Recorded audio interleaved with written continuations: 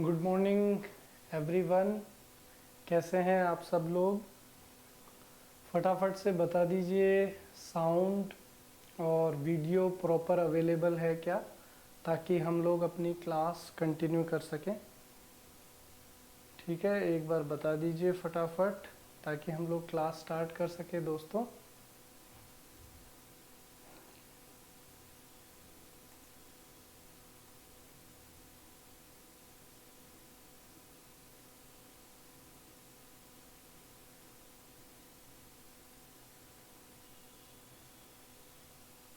Good morning Premraj, good morning. आवाज़ आ रही है क्या दोस्त? फटाफट से बता दीजिए ताकि हम लोग क्लास स्टार्ट करें। Good morning Akshay, good morning Sadia. सब लोग बोल रहे हैं एवरीथिंग इज़ फाइन। चलिए ठीक है, तो हम लोग स्टार्ट करते हैं।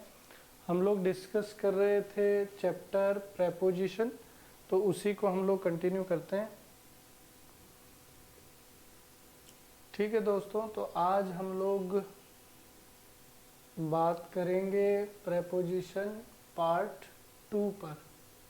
ठीक है, आज हमारा जो टॉपिक रहेगा दोस्तों वो क्या रहेगा? प्रेपोजिशन 2। प्रेपोजिशन 2 पे हम लोग चर्चा करने वाले हैं। आप सब जानते हैं कि प्रेपोजिशन एक काफ़ी इम्पॉर्टेंट टॉपिक है। Good morning Deepti, good morning everyone, good morning जितने भी लोग आए हैं। ठीक है, सभी को good morning. Good morning Jethalal, good morning, good morning. मैं अच्छा हूँ दोस्त, आप कैसे हैं? वैभव,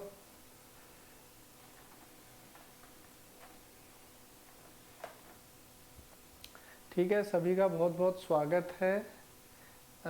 वीडियो चालू है। अक्षय, आप एक बार चेक कर लीजिए, हो सकता है आपने फ़ोन को पॉज कर दिया हो। चलिए ठीक है, तो अब हम लोग शुरू करते हैं। देखिए, प्रेपोजिशन पार्ट 2 पे आज हमारी चर्चा होगी। तो प्रेपोजिशन पार्ट 2 को शुरू करते हैं। इसमें भी काफ़ी इंटरेस्टिंग चीज़ें हैं। ठीक है, इसको बहुत ही अच्छे से आपको समझना है। चलिए, अब जो पहला टॉपिक हमारे सामने है दैट इज़ नो प्रेपोजिशन।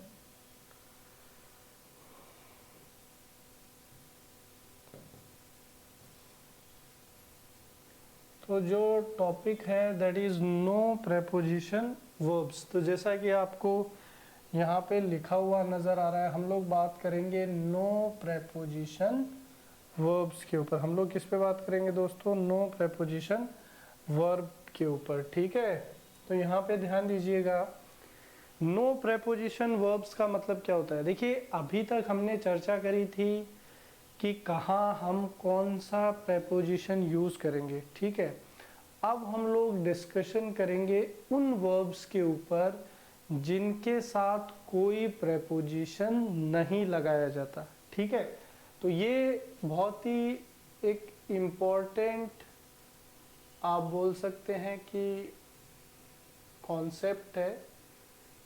अगर हम लोग कॉम्पिटिटिव एग्ज़ाम की बात करें तो बहुत ही ज़्यादा इम्पॉर्टेंट है ये वाला हिस्सा, नो प्रेपोजिशन वर्ब्स वाला हिस्सा। ठीक है, तो हम लोग सीखते हैं कि कहाँ पे हम लोग प्रेपोजिशन नहीं लगाएंगे। सबसे पहले आप ध्यान दीजिए दोस्तों, मैंने शब्द लिखा enter. Enter parts of speech में क्या है? वर्ब है। एंटर का अर्थ क्या होता है दोस्तों? प्रवेश करना। एंटर का अर्थ क्या होता है? प्रवेश करना। और एंटर को जब आप वर्ब के तौर पे इस्तेमाल करेंगे तो नो प्रेपोजिशन नीडेड, तो हमें एंटर के साथ कोई भी प्रेपोजिशन लगाने की आवश्यकता नहीं है। एग्जाम्पल देखिए, आपने लिखा we entered into the building without permission. हमने क्या लिखा? We entered the building without permission, कि हमने बिल्डिंग में प्रवेश किया बिना किसी अनुमति के। तो यहाँ पे देखिए एंटर प्रवेश करना वर्ब था, तो यहाँ पे इनटू की हमें कोई रिक्वायरमेंट नहीं है, तो यहाँ पे ये एरर हुआ दोस्तों। दूसरा सेंटेंस देखो, आपने लिखा children entered into the house shouting, कि बच्चों ने घर में प्रवेश किया, और किस तरीके से प्रवेश किया, चिल्लाते हुए प्रवेश किया। तो यहाँ पे देखिए एंटर वर्ब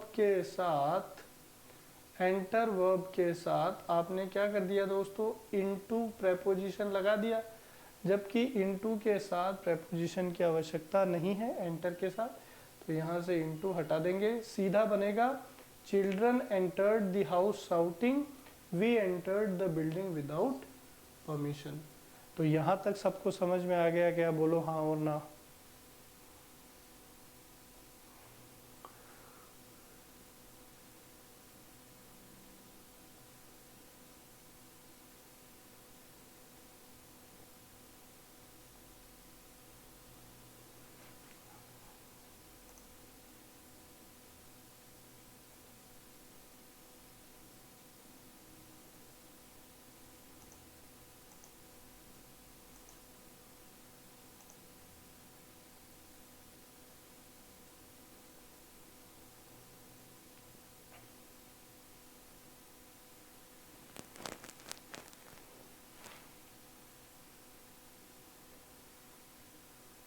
सभी लोगों को समझ में आ गया क्या, एक बार बता दीजिए फटाफट, ताकि हम लोग नेक्स्ट कॉन्सेप्ट पे मूव कर सकें।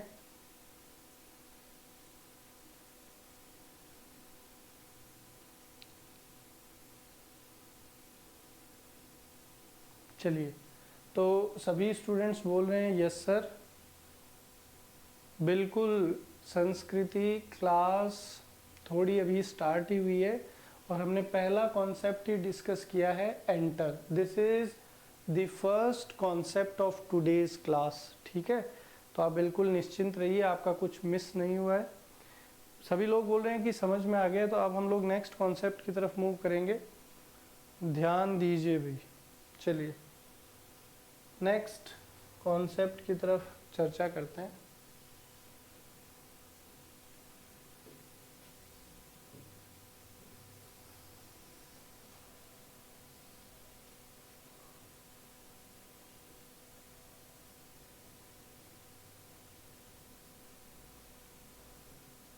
देखिए अगला जो कॉन्सेप्ट है ये और ज़्यादा इम्पोर्टेंट है। यहाँ पे मैं चर्चा कर रहा हूँ फ्रेजेस की, और ये एक नाउन भी है हमारे पास, और नाउन का नाम क्या है, एंट्री।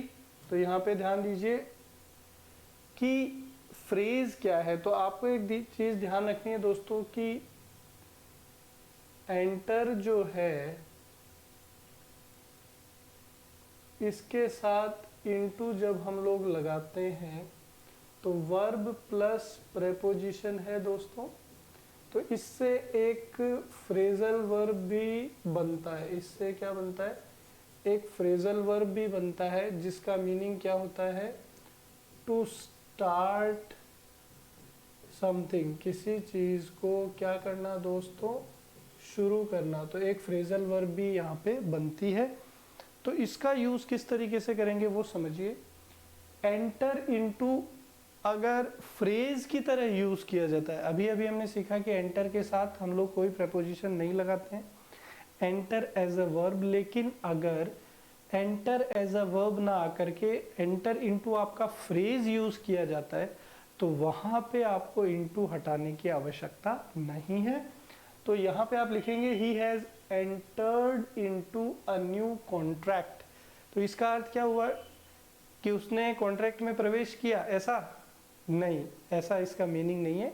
इसका मीनिंग है कि उसने एक नया कॉन्ट्रैक्ट क्या किया, स्टार्ट किया, शुरू किया, ठीक है।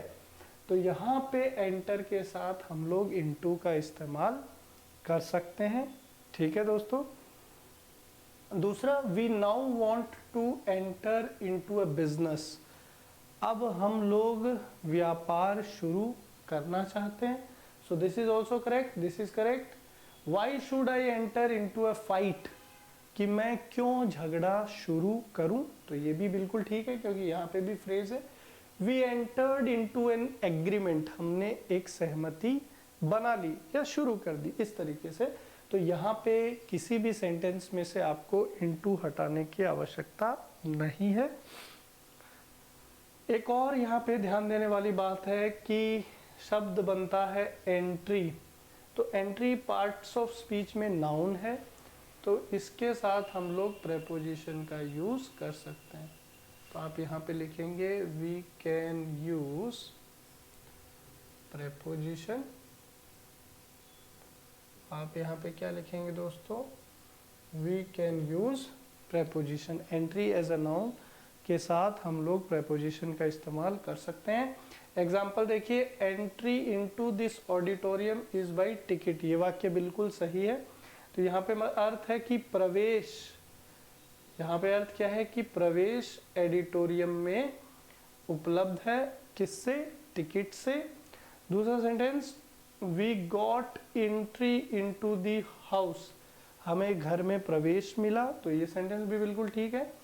They must get entry into the school, उन्हें स्कूल में एंट्री या प्रवेश मिलना चाहिए। तो यहाँ तक सबको समझ में आ गया क्या?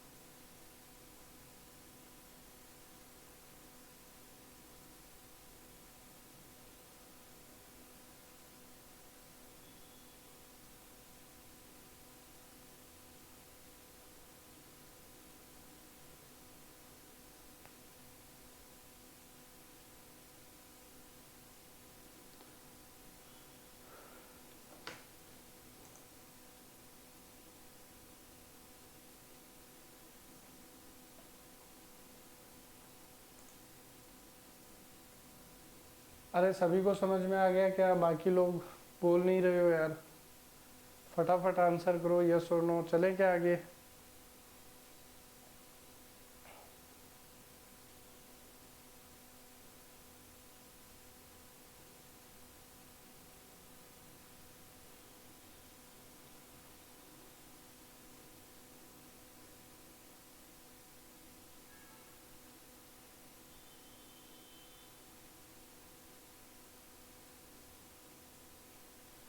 चलिए, सभी लोग बोल रहे हैं समझ में आ गया, तो हम लोग आगे चलते हैं दोस्तों। भाई नेक्स्ट पॉइंट हमारा क्या है उसके ऊपर डिस्कशन करते हैं।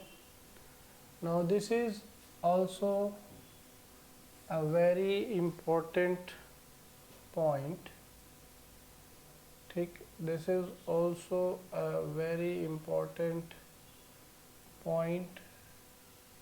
क्या है यहाँ पे ध्यान देना है आपको? डेस्पाइट क्या है दोस्तों?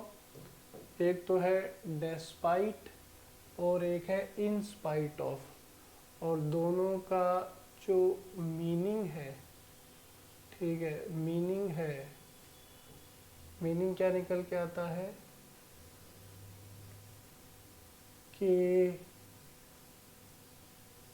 बावजूद, मीनिंग क्या निकल के आता है के बावजूद। डेस्पाइट और इन स्पाइट ऑफ का मीनिंग क्या निकल के आता है दोस्तों? के बावजूद। क्या मीनिंग निकल के आता है? के बावजूद। This is also a very important preposition. तो यहाँ पे कॉन्सेप्ट ये है कि हम लोग कभी भी डेस्पाइट के साथ क्या नहीं लगा सकते, ऑफ नहीं लगा सकते, कभी भी डेस्पाइट के साथ ऑफ नहीं लगा सकते। दूसरा कॉन्सेप्ट ये है कि कभी भी हम लोग इन स्पाइट में से ऑफ को हटा नहीं सकते, ठीक है, नहीं हटा सकते। तो कॉन्सेप्ट ये है, डेस्पाइट और इन स्पाइट ऑफ दोनों का अर्थ क्या होता है? के बावजूद, ठीक है, पहली बात तो ये। दूसरा आपको ये लर्न करना है कि डेस्पाइट में कभी भी ऑफ नहीं लगाना है और इन स्पाइट में से कभी भी ऑफ हटाना नहीं है। ठीक है, ये कॉन्सेप्ट आपको याद रखना है। अब कुछ एग्जांपल्स आपके लिए मैंने लिखे हैं। मैंने लिखा despite of the rain we continued playing. This is your first sentence. तो फर्स्ट सेंटेंस में आपको एरर फाइंड आउट करना है। आप मुझे बताइए कि फर्स्ट सेंटेंस में क्या गड़बड़ हो गई है, फटाफट बोलो।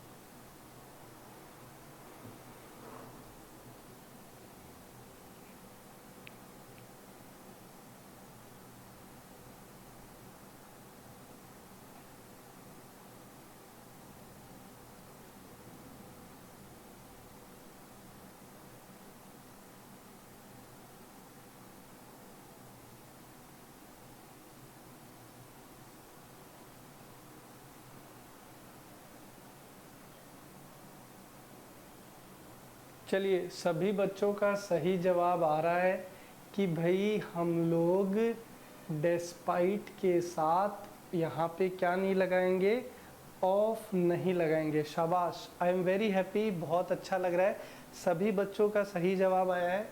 तो यहाँ पे गड़बड़ क्या हो गई, डेस्पाइट के साथ हम लोग क्या नहीं लगाएंगे, ऑफ नहीं लगाएंगे। ये इस सेंटेंस में गड़बड़ हो गई। चलिए, वेरी गुड, सभी का सही जवाब है, डेस्पाइट के साथ यहाँ क्या नहीं आएगा, ऑफ नहीं आएगा।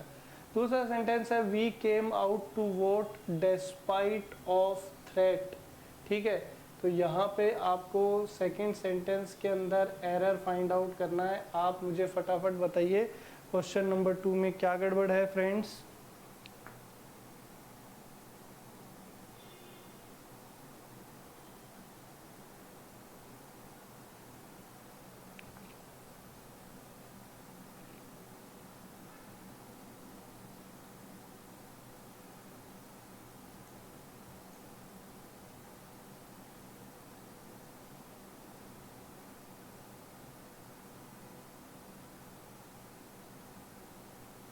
तो यहाँ पे सभी बच्चों का जवाब आना शुरू हो गया है। सेम एरर है, डेस्पाइट के साथ क्या नहीं आएगा, ऑफ नहीं आएगा। डेस्पाइट के साथ क्या नहीं आएगा, ऑफ नहीं आएगा। क्वेश्चन नंबर 3 है they didn't come despite request. तीसरा सेंटेंस है they didn't come despite request. तो यहाँ पे क्वेश्चन नंबर 3 में क्या एरर होगा बताइए फटाफट। क्वेश्चन नंबर 3 में क्या एरर होगा फटाफट बताइए।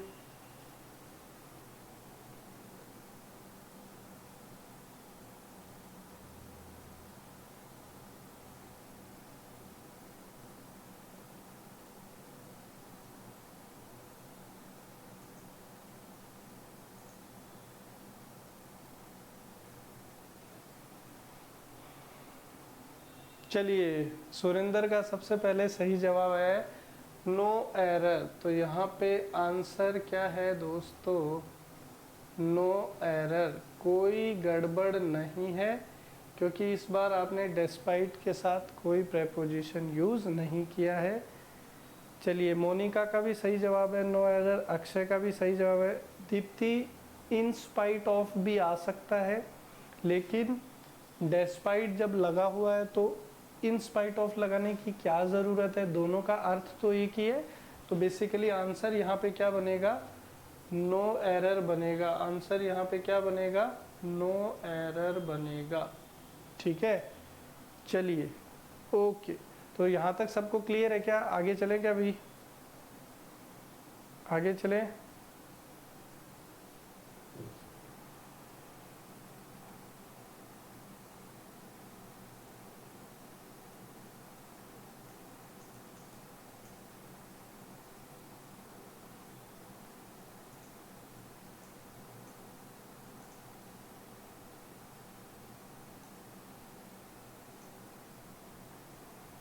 चलिए, यहाँ तक सबको क्लियर है क्या, बोलो फटाफट यस और नो, आगे चलें।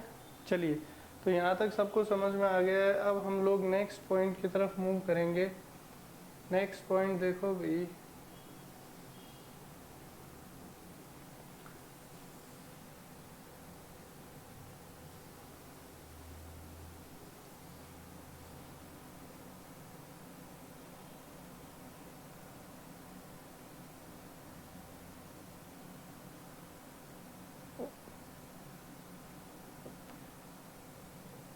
देखिए अब हम लोग बात करेंगे रीच के ऊपर।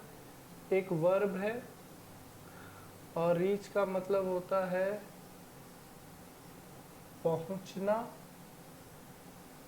ठीक, और यहाँ पे जो हमारे लिए इम्पोर्टेंट है वो ये है, क्या है, इसके साथ कोई preposition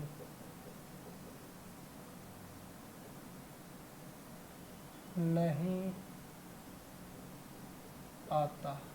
ठीक है, तो ये आपको यहाँ पे ध्यान देना है कि रीच के साथ कोई preposition नहीं आता है। ठीक है, अब यहाँ पे फर्स्ट सेंटेंस ध्यान से देखना भाई, आपको दिया हुआ है I will reach Mumbai tomorrow. Sentence आपको दे रखा है I will reach Mumbai tomorrow, कि मैं कल मुंबई पहुंचूंगा। तो आपने रीच के साथ कोई प्रेपोजिशन नहीं लगाई है, तो सेंटेंस बिल्कुल करेक्ट हुआ। सेंटेंस बिल्कुल क्या हुआ, करेक्ट हुआ। दूसरा, we must reach station before time, तो यहाँ पे भी आपने रीच के साथ कोई प्रेपोजिशन नहीं लगाई, तो सेंटेंस बिल्कुल करेक्ट हुआ। Documents must reach my table by tomorrow, कल तक दस्तावेज मेरी टेबल पे आ जाने चाहिए, तो नो एरर है, कोई आपने प्रेपोजिशन नहीं लगाया। ठीक है, चौथा देखो, the result reaches his desk in a day, यहाँ पे भी आपने कोई प्रेपोजिशन नहीं लगाया, तो ये भी बिल्कुल ठीक है। Players have reach the playground, यहाँ पे भी आपने रीच के साथ कोई प्रपोजिशन नहीं लगाया, सेंटेंस बिल्कुल ठीक है। अब मैं एक क्वेश्चन आपके लिए लिखता हूँ, मैंने लिखा कुछ इस तरीके से, they have reached to Jaipur. ठीक है, तो यहाँ पे आपको क्या फाइंड आउट करना है, एरर फाइंड आउट करना है। फटाफट से आप मुझे बताइएंगे what is the correct answer. ठीक है, क्वेश्चन नंबर 6 में आपको एरर फाइंड आउट करना है।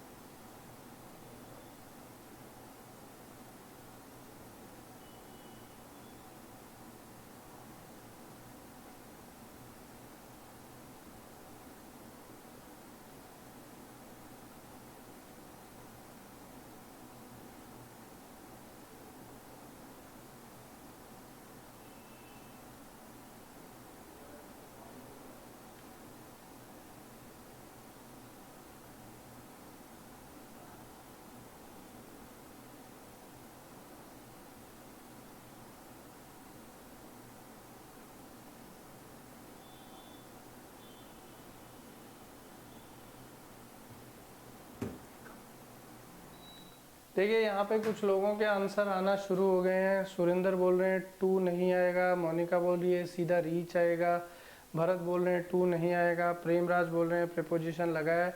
वेरी गुड, सभी बच्चों का सही जवाब है। यहाँ पे आप लिखेंगे दे हैव रीच्ड जयपुर, सीधा आएगा दे हैव रीच्ड जयपुर, 2 लगाने की यहाँ पे आवश्यकता नहीं है, क्योंकि रीच जो है इसके साथ कोई प्रेपोजिशन नहीं आता है। ठीक है दोस्तों, तो यहाँ तक सबको समझ में आ गया क्या? ठीक, यहाँ पे सबको क्लियर है क्या? अरे यहाँ तक सबको क्लियर है क्या? अरे यस और नो?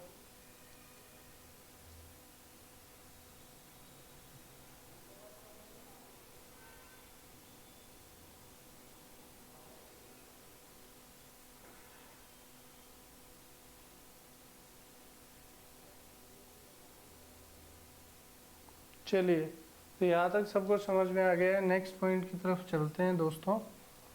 अगला जो कॉन्सेप्ट है उसके ऊपर चर्चा करते हैं। Question number next. अब यहाँ पे जो प्रेपोजिशन है दोस्तों वो कौन सी है? रिजेंबल। क्या है दोस्तों? रिजेंबल। तो यहाँ पे रिजेंबल के ऊपर अब हम लोग चर्चा करेंगे। रिजेंबल जो है, ठीक है दोस्तों, रिजेंबल का अर्थ होता है शक्ल मिलना। ठीक है, एक अर्थ तो इसका ये हो सकता है, एक अर्थ इसका क्या हो सकता है? एक समान होना, एक समान होना। ठीक है, अब यहाँ जो आपके लिए महत्वपूर्ण है वो क्या है, वो आप समझिए।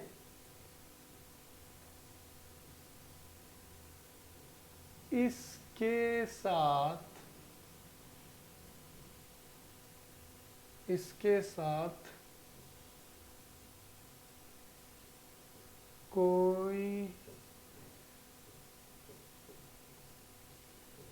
प्रेपोजिशन नहीं आता है। तो ये आपको ध्यान रखना है कि हम लोग रिजेंबल के साथ कोई प्रेपोजिशन यूज नहीं करेंगे। ठीक है, ये चीज़ आपको ध्यान रखनी है। अब यहाँ पे फटाफट से आप लोग एग्जाम्पल देखिए। आई रिजेंबल माई मदर, कि मैं जो हूँ वो किसके समान हूँ? मेरी मदर के समान हूँ। शक्ल मिलती है या मैं मेरी मदर के जैसा हूँ।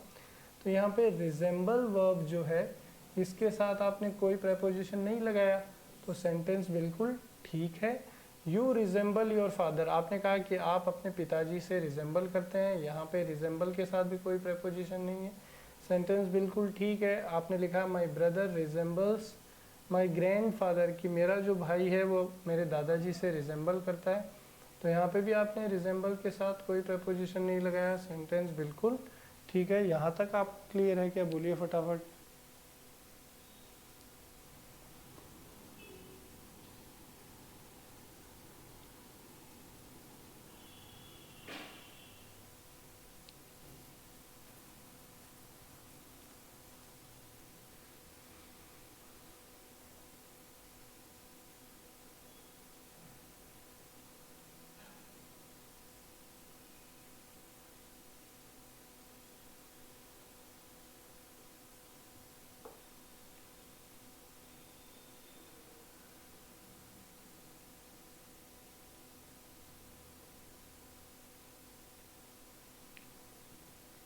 संस्कृति रिजेंबल जो है वर्ब है।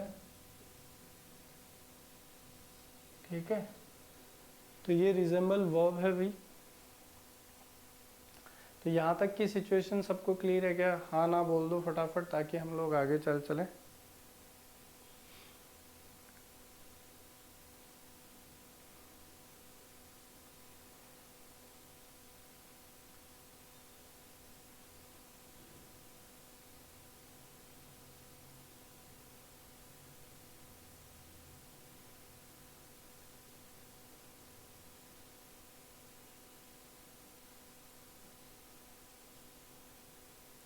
चलिए, तो यहाँ तक सबको क्लियर है भाई। नेक्स्ट पॉइंट की तरफ मूव करते हैं।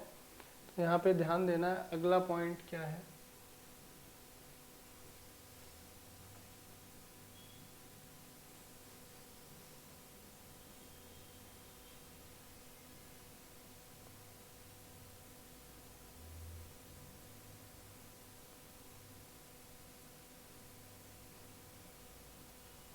तो देखिए यहाँ पे नेक्स्ट अब हम लोग बात करेंगे किसके ऊपर? डिस्कस पे। तो डिस्कस क्या है दोस्तों? डिस्कस एक वर्ब है। डिस्कस का मीनिंग क्या होता है? विचार विमर्श करना। ठीक है, ये तो इसका मीनिंग हुआ। जो इम्पोर्टेंट पॉइंट है वो क्या है, वो आपको ध्यान रखना है। इसके साथ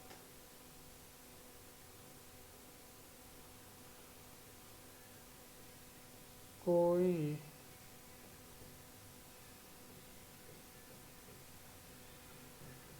preposition नहीं आता है। ठीक, ये चीज़ आपको ध्यान रखनी है। अब यहाँ पे आप देखना, आई डिस्कस्ड अ प्रॉब्लम, मैंने डिस्कस की एक समस्या। तो डिस्कस यहाँ पे क्या है, वर्ब है।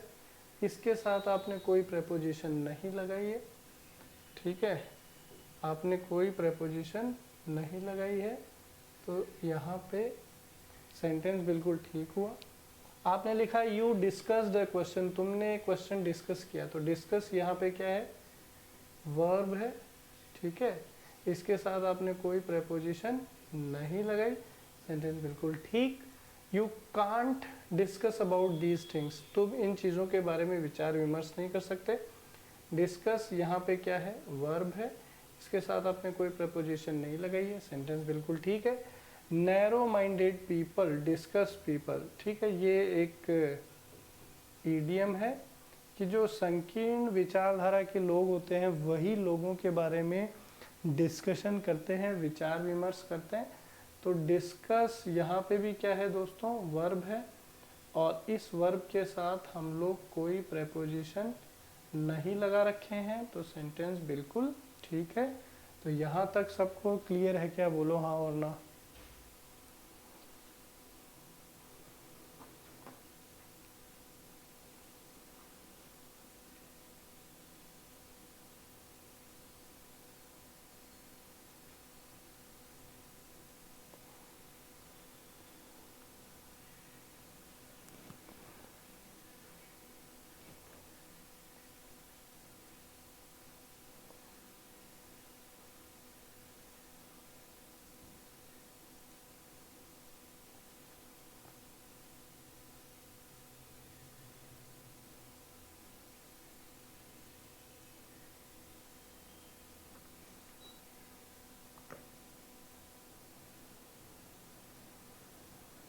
चलिए, सभी लोग बोल रहे हैं कि यहाँ तक समझ में आ गया है, तो अब हम नेक्स्ट कॉन्सेप्ट की तरफ चलते हैं। अभी नेक्स्ट कॉन्सेप्ट पे यहाँ पे आपको ध्यान देना है दोस्तों।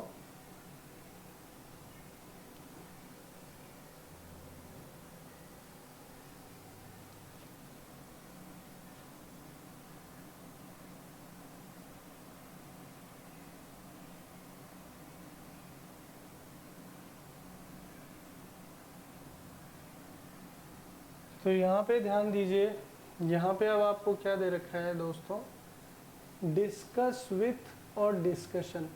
तो डिस्कस जो है इसके साथ हम लोग विथ लगा रहे हैं, कब लगाएंगे वो समझना है।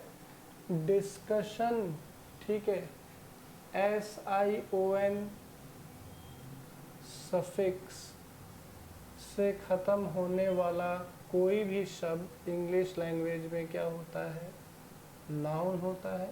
ठीक है, अब यहाँ पे ध्यान दीजिए, मैंने आपके लिए क्या लिख दिया है, मैंने आपके लिए लिखा, ठीक है, मैंने आपके लिए क्या लिखा कि डिस्कस के साथ विथ लगाया जा सकता है जब हम लोग कंसर्न्ड विथ पर्सन, यानी हिंदी में क्या बोले थे, जब व्यक्ति के संदर्भ में चर्चा हो, जब किसके संदर्भ में चर्चा हो, व्यक्ति के संदर्भ में चर्चा हो, तो हम लोग डिस्कस के साथ क्या लगा सकते हैं, with. May I discuss with them, तो ये सही है कि क्या मैं उनके साथ डिस्कस कर सकता हूँ। तो विथ जो है यहाँ पे किसके संदर्भ में है, व्यक्ति की, जो देम जो है पर्सन को इंडिकेट करेगा, पर्सन को इंडिकेट करेगा। ठीक है, तो यहाँ पे हम लोग लगा सकते हैं।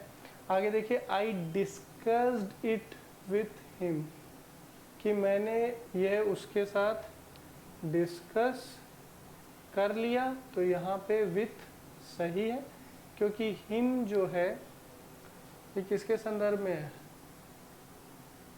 पर्सन के संदर्भ में। ठीक है, यहाँ तक बात हो गई। अब नेक्स्ट देखिए डिस्कशन। तो डिस्कशन आपका क्या है दोस्तों, नाउन है, और अगर नाउन है तो इसके साथ आप प्रीपोजिशन लगा सकते हैं, इसके साथ आप प्रीपोजिशन लगा सकते हैं। तो यहाँ पे देखिए डिस्कशंस अबाउट, डिस्कशंस अबाउट। ठीक है, आपने क्या लिखा दोस्तों, डिस्कशंस अबाउट, तो ये बिल्कुल ठीक है, क्योंकि हम लोगों ने क्या यूज़ किया है, नाउन यूज़ किया है। तो discussions about the team are going to take place, team के बारे में डिस्कशन होने वाले हैं। डिस्कशंस ऑन, देखिए यहाँ पे क्या लगा दिया मैंने दोस्तों, ऑन लगा दिया है कि डिस्कशंस, ठीक है, यहाँ पे हमने क्या लिखा कि डिस्कशंस ऑन, डिस्कशंस ऑन। ठीक है, ये बिल्कुल ठीक है, क्योंकि डिस्कशन यहाँ पे क्या है, डिस्कशन यहाँ पे क्या है दोस्तों, नाउन है। जब भी डिस्कशन नाउन होगा उसके साथ आप लगा सकते हैं, तो सेंटेंस बिल्कुल ठीक हुआ। तो यहाँ तक सबको क्लियर है क्या?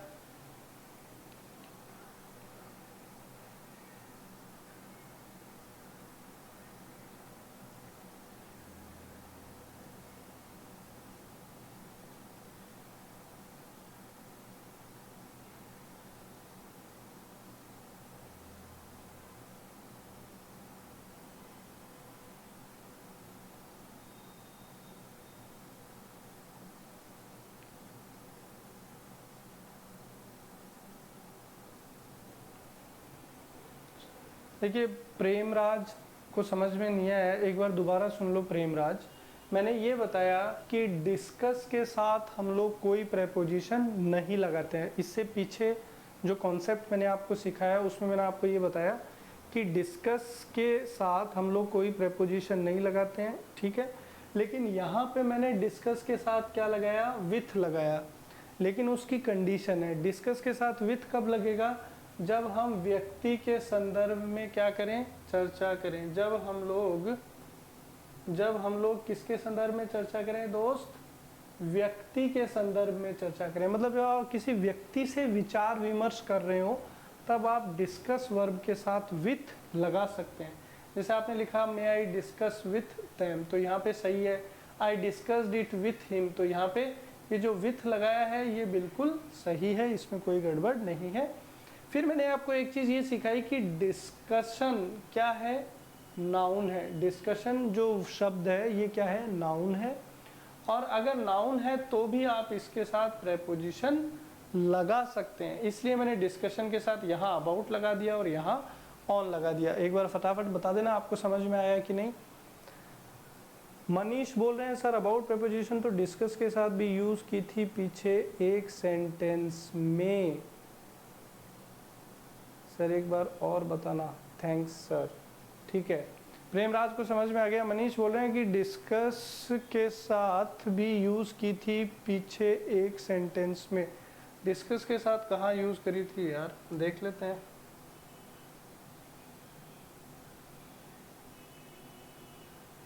We can't discuss about these things, तो बिल्कुल यहाँ पे ये गड़बड़ है। ठीक है, चलिए थैंक यू मनीष, आपने बताया। अभी यहाँ पे ध्यान नहीं दिया था, सभी बच्चे ध्यान देंगे। देखिए यहाँ पे हमने डिस्कस के साथ ये क्या लगा हुआ है, अबाउट लगा हुआ है, तो ये गलत है, हमने इसको जल्दीबाजी में ऑब्जर्व नहीं किया था। तो यहाँ डिस्कस के साथ अबाउट नहीं लगेगा। Thank you so much Manish. चलिए, तो ये गड़बड़ हो गई थी एक। अब ये वाला पॉइंट सबको क्लियर है क्या, फटाफट बता दीजिए।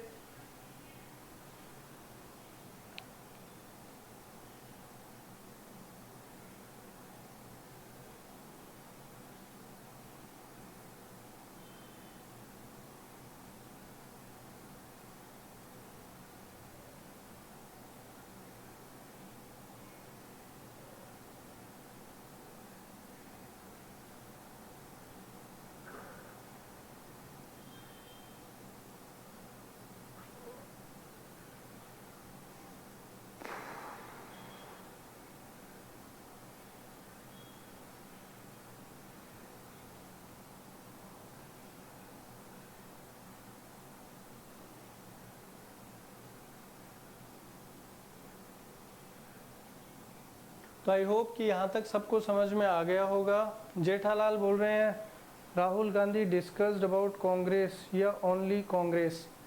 सीधा आएगा राहुल गांधी डिस्कस्ड कांग्रेस। क्या आएगा दोस्त? राहुल गांधी डिस्कस्ड अबाउट कांग्रेस नहीं आएगा, राहुल गांधी डिस्कस्ड कांग्रेस। ठीक है जेठालाल, चलिए तो यहाँ तक सबको क्लियर है। अब हम लोग नेक्स्ट कॉन्सेप्ट पे मूव करते हैं दोस्तों। अगला कॉन्सेप्ट ध्यान से समझिए। अगला कॉन्सेप्ट क्या है? आंसर। ये भी एक काफ़ी इम्पोर्टेंट पॉइंट है दोस्तों, इसको आप अच्छे से समझिए। आंसर, चलिए तो आंसर को समझने की कोशिश करते हैं। आंसर, तो आंसर जो है दोस्तों वर्ब भी है और नाउन भी है। ठीक है, आंसर क्या है? वर्ब भी है और नाउन भी है। जब आंसर वर्ब की तरह इस्तेमाल किया जाता है, कोई प्रेपोजिशन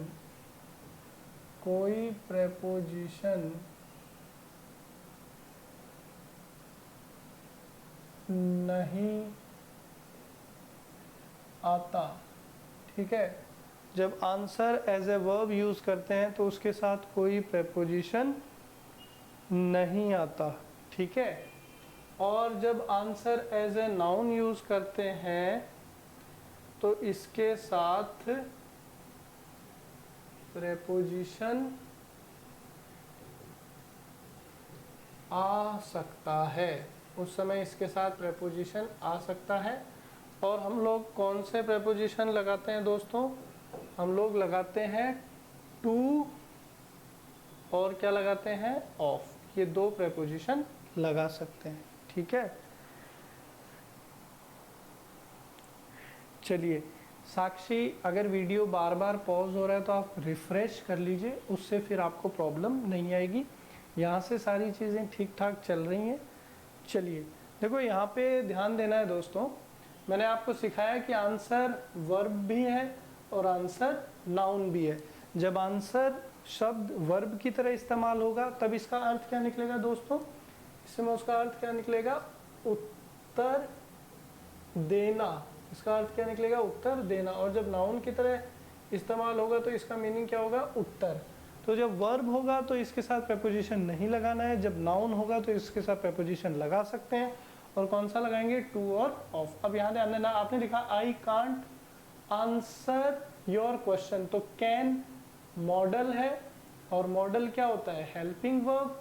तो आंसर यहाँ पे क्या है? Main verb. तो जब आंसर वर्ब है तो कोई प्रेपोजिशन नहीं आता है, तो सेंटेंस बिल्कुल ठीक है। Did he answer your question, did यहाँ पे हेल्पिंग वर्ब है, आंसर यहाँ पे मेन वर्ब है। तो जब आंसर वर्ब बनता है तो कोई प्रेपोजिशन नहीं, तो ये सेंटेंस भी सही है। दे ट्राइड टू आंसर, ठीक है, टू के साथ वर्ब की कौन सी फॉर्म आती है? First form. तो ये वर्ब है तो यहाँ पे भी कोई प्रेपोजिशन नहीं, तो सेंटेंस तीनों नो एरर। अब यहाँ पे आपने लिखा your answer to me was wrong, तुमने जो उत्तर दिया वो गलत था। तो यहाँ पे आंसर क्या है? नाउन है। कैसे कंफर्म करेंगे? योर जो है ये क्या है? पजेसिव एडजेक्टिव है। योर क्या है? Possessive adjective. यहाँ पे योर क्या है दोस्त? योर क्या है? पजेसिव एडजेक्टिव है। तो पजेसिव एडजेक्टिव के बाद हमेशा क्या आता है? नाउन ही तो आता है। तो ये नाउन है, तो ये सेंटेंस ठीक है। I think all my answers, तो देखिए एस या एस नाउन के साथ लगा, तो ये पजेसिव एडजेक्टिव, तो यहाँ पे नाउन, तो इसके साथ ये प्रेपोजिशन सही है, तो ये भी ठीक हुआ। The answers of my questions were straight, तो ये यहाँ पे क्या बना हुआ है? नाउन बना हुआ है, तो इसके साथ ऑफ बिल्कुल ठीक। तो इस बार भी सेंटेंस में कोई एरर नहीं है। ये चीज़ आपको समझ में आ गई क्या? फटाफट बोलो।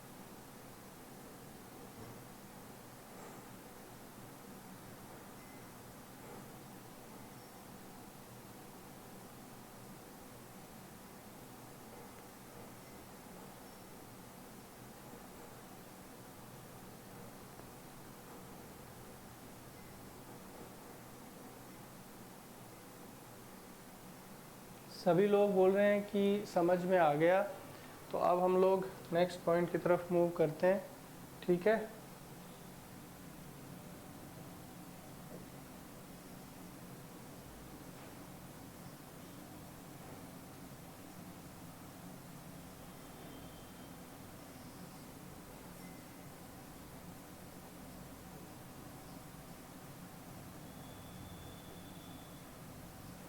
ठीक भाई। अब आप अपने डाउट्स पूछ सकते हैं किसी भी चैप्टर से। अगर आप घर पे सेल्फ स्टडी कर रहे हैं, कोई क्वेश्चन में आपको डाउट है तो आप पूछ सकते हैं अभी। तो डेली हम लोग 5-7 मिनट डाउट के लिए लेंगे। जहाँ से भी आपके क्वेश्चन है आप दिल खोल कर पूछिए।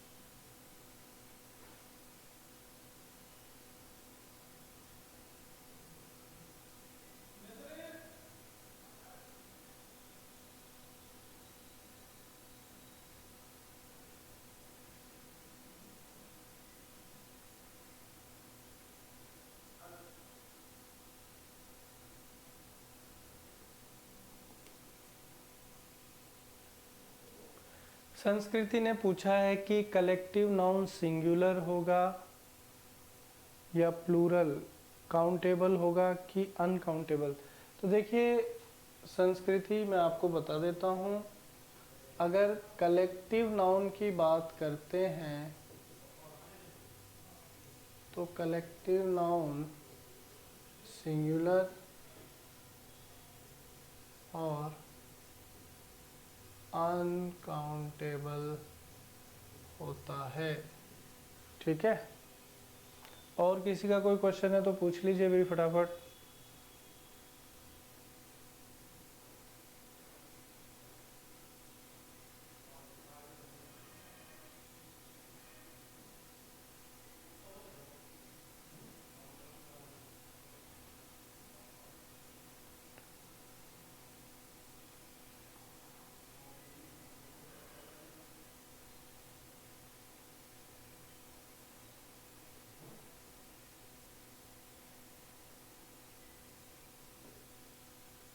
सर प्रोनाउन ऑल के बारे में बता दीजिए। ठीक है, प्रोनाउन ऑल के बारे में थोड़ा सा चर्चा कर लेते हैं। देखिए ऑल की अगर बात करते हैं तो ऑल जो है ये एक इंडिफिनिट प्रोनाउन है। पहला तो ये आप ध्यान दीजिए, ऑल एक इंडिफिनिट प्रोनाउन है। ऑल जब कंप्लीट का मीनिंग देता है, ऑल जब कंप्लीट का मीनिंग देता है तो ऑल आपका कैसा कंसीडर किया जाता है दोस्त? सिंगुलर। और ऑल के बाद में अगर कोई नाउन लगा हुआ है और वो प्लूरल है तो उसके बाद आने वाला वर्ब भी कैसा होगा? प्लूरल होगा। ठीक है, तो ये चीज़ आपको ध्यान रखनी है। तो इस पर्टिकुलर केस में ऑल आपका कैसा बिहेव करेगा? प्लूरल बिहेव करेगा। ठीक है, अब यहाँ पे सेंटेंस लिख देता हूँ मैं, उससे आपको और सिचुएशन क्लियर हो जाएगी। आपने लिखा all that glitters, all that glitters is not या aren't gold। ठीक है, एक सेंटेंस मैंने ये लिख दिया। एक सेंटेंस मैंने लिखा, एक सेंटेंस मैंने लिख दिया all families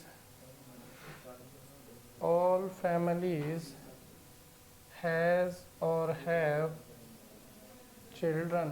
इस तरीके से हमने सेंटेंस बना दिए। तो आप फटाफट बोलो क्या होगा आंसर यहाँ पे फर्स्ट और सेकंड में।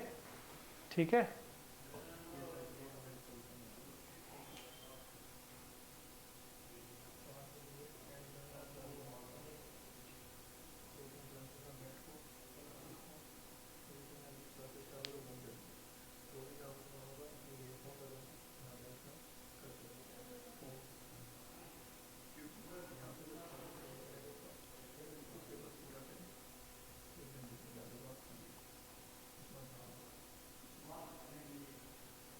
ठीक है। तो भाई यहाँ पे ऑल दैट ग्लिटर्स, यहाँ पे ऑल जो है ये कंप्लीट का मीनिंग दे रहा है, तो यहाँ पे सिंगुलर तो इजेंट आएगा।